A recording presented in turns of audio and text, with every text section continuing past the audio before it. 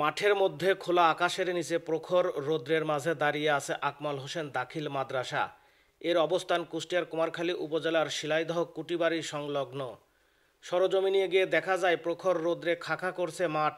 400 জন ছাত্রছাত্রীর দায়িত্বে থাকা 18 জন স্টাফ ও 10 জন ছাত্রছাত্রীর উপস্থিতি।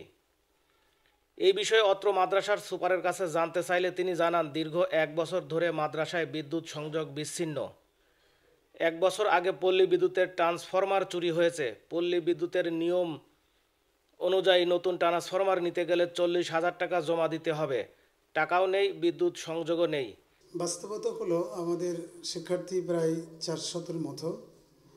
তো বৃষ্টি বাদল এবং তীব্র গরমের কারণে বিদ্যুতের ট্রান্সফরমার চুরি হয়ে গেছে। আমরা তার জন্য আবেদন করেছি বিদ্যুৎ অফিসে, পল্লী বিদ্যুৎ অফিসে। বিদ্যুৎ না থাকার কারণে এবং বৃষ্টি বাদলের রাস্তাঘাট কাদা থাকার কারণে আজকে শিক্ষার্থীর সংখ্যা কম আছে। আমরা হোমওয়ার্কের মাধ্যমে টিচারদের দিয়ে আমি নিজেও অ্যাড থেকে ডোর টু ডোর শিক্ষার্থী পুনরুপস্থিতির জন্য আপনার চেষ্টা করছি। ইনশাল্লাহ আগামীকাল থেকে আরও ব্যাপক করব। এই হলো মোটামুটি শিক্ষার্থী কম উপস্থিতির কারণ। জটিলতা হচ্ছে আমাদের ওই পাশে ইরিগেশনের যে বোরিং রয়েছে মাদ্রাসার ওই মাঠের মধ্যে দক্ষিণ সাইডে, ওনাদের বোরিংয়ের সাথে আমাদের বিদ্যুতের লাইন ছিল। ইতিপূর্বে আরও ওই ট্রান্সফরমার চুরি হয়েছে। এবারও চুরি হওয়ার পরে ওখানে 10 কেবি ট্রান্সফরমার ছিল। ওনারা 5 কেবি টাকা দিয়ে ওনারা পুনরায় নিয়ে এসে সংযোগ চালু করেছে।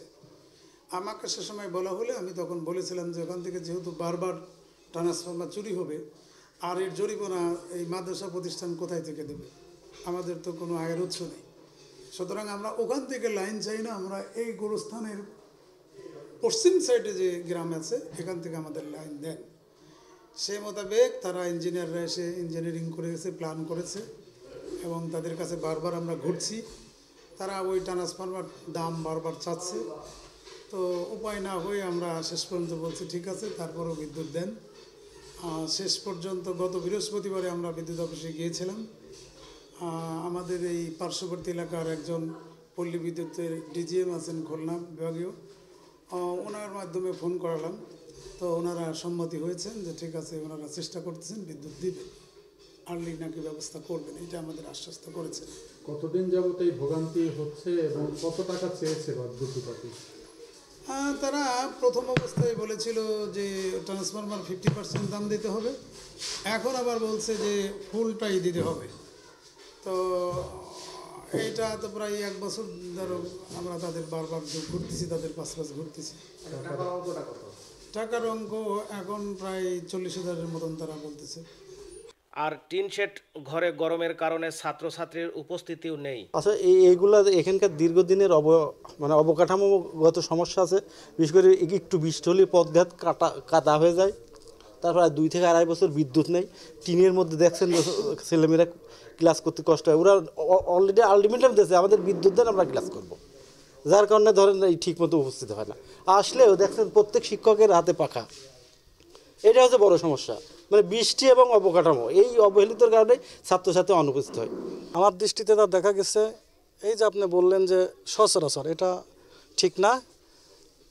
বর্তমানে পারিপার্শ্বিক যে বৃষ্টি বন্যা, এটার জন্যই বর্তমানে আমাদের আজকে উপস্থিতি কম।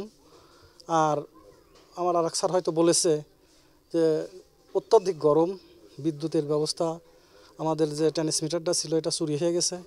আমরা বারবার বিদ্যুৎ অফিসে যোগাযোগ করেছি, ওনারা আমাদের ব্যাপারে পদক্ষেপ নেন না। আমরা বিভাগীয় লোক দিয়ে বলাইছি, তারপরেও ওনারা এখনও পদক্ষেপ নেননি। আর ছাত্রছাত্রীরা প্রচণ্ড গরম, এটা তো ক্লাসে আসলে থাকতে পারতেছে না। আর রাস্তার অবস্থা করণীয়। বর্তমানে আমাদের চারপাশে পানিতে ডুবা। শুধু এই রাস্তাটা আপাতত দেখা যাচ্ছে, ছাত্রগুলো আসে আমাদের পিছন থেকে। এই এলাকাটা নিয়ে আমাদের মাদ্রাসাটা প্রতিষ্ঠিত, এটাই আমার জানা। পল্লী বিদ্যুৎ সমিতির নিয়ম নীতির জাতাকলে প্রতিনিয়ত পিষ্ট হচ্ছেন গ্রাহকেরা। ভুতুরে বিল সহ 2 নম্বর মিটারের কারণে প্রতিনিয়তই হয়রানির শিকার হচ্ছেন, চাপিয়ে দেওয়া হচ্ছে বোঝা। সত্যতা স্বীকার করলেন পল্লী বিদ্যুৎ সমিতির কুমারখালী জোনাল অফিসের ডিজিএম আনসার উদ্দিন। আপনারা জানেন কি না, এটা হলো পল্লী বিদ্যুতায়ন বোর্ড এবং পল্লী বিদ্যুৎ সমিতি দুইটা ভাগ আছে এখানে। রুলস অ্যান্ড রেগুলেশন যেগুলো করা হয় এগুলো পল্লী বিদ্যুতায়ন বোর্ড থেকে করে, পল্লী বিদ্যুতায়ন বোর্ড যারা ঢাকাতে বসে করে। আর আমরা ফিল্ড লেভেলে আমরা হলাম পল্লী বিদ্যুৎ সমিতি। ওরা যা রুল রেগুলেশন করে দেয় আমাদের এটার উপরই চলতে হয়, এর বাইরে যাওয়ার কোনো সুযোগ আমাদের নাই। বর্তমানে যে নিয়ম করা আছে সেটা হলো 5 কেভি ট্রান্সফরমার যদি জনগণের চুরি হয় 5 কেভি পর্যন্ত, তাইলে তারা ফ্রি পাচ্ছে। এর বড় যদি হয় তাইলে সেক্ষেত্রে প্রথমবারে গ্রাহকের অর্ধেক দাম দেওয়া লাগতেছে, দ্বিতীয়বারে 100% দাম দেওয়া লাগতেছে যতবারই হোক। আর সেচের ক্ষেত্রে যদি চুরি হয় তাহলে প্রথম থেকে 100% দেওয়া লাগতেছে। এটা রুলস এবং রেগুলেশন ওনাদের করা, বাংলাদেশ পল্লী বিদ্যুৎ বোর্ডের করা, সেক্ষেত্রে আমাদের কোনো হাত নেই, আমরা কিছু করতে পারি না। প্রস্তাব আকারে অনেকবার আরএবিতে গিয়েছে, পল্লী বিদ্যুৎ বোর্ডে গিয়েছে, কিন্তু ওনারা এরকম কিছু করেন নাই। অনেকবার প্রস্তাব আকারে অনেক পিবিএস অনেক পল্লী বিদ্যুৎ সমিতি থেকে গেছে এগুলো। মানে সেই প্রস্তাবটাই কি উপস্থাপন করা হয় যদি বলতেন? প্রস্তাবে আমাদের বোর্ড প্রস্তাব যায়, এগুলো আমাদের প্রতি মাসে একটা বোর্ড মিটিং হয়, সেখান থেকে প্রস্তাব আকারে যায়। প্রস্তাবটা কি মৌখিক না লিখিত? না, লিখিত আকারেই যায় এগুলো। প্রস্তাবটা আসলে গদটা কি থাকে যে ট্রান্সফরমার চুরি হয়ে গেলে পাবলিক কেন দেবে?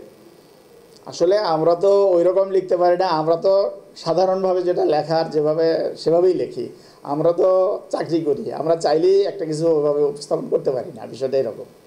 আচ্ছা, এটা কি পাবলিকের বোঝা বা চাপায় দেওয়া হলো? আমার দৃষ্টিতে আমার মনে হয় যে আসলে পাবলিকের জন্য এটা বোঝা। ভুক্তভোগীরা জানান, ট্রান্সফরমার চুরির সাথে পল্লী বিদ্যুৎ সমিতির অসাধু কর্মকর্তারাই জড়িত। তাদের অনিয়ম দুর্নীতির জাতাকলে পিষ্ট হচ্ছে নিম্ন ও নিম্ন মধ্যবিত্ত আয়ের মানুষেরা।